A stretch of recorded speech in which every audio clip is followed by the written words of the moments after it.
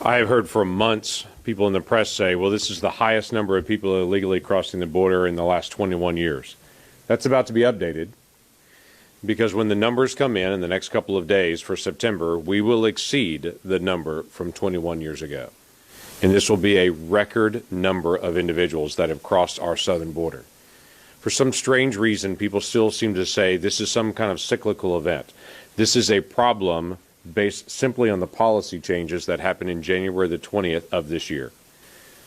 When President Biden stopped the border wall construction, when President Biden stopped doing enforcement of catch and release and decided they're going to instead just release people into the country and say, show up for a hearing 2 or 3 years in the future and we'll check in with you then.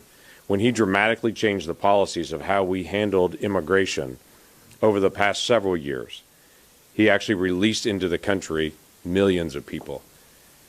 Here's the challenge that we face now. This administration knows full well how to be able to do this.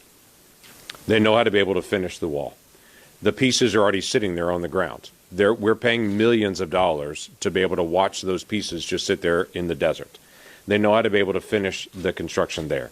They know how to be able to do MPP, that is the Remain in Mexico policy, because a federal court has mandated that they actually reinstitute that, though they're dragging their feet to actually do what the federal court has told them to do.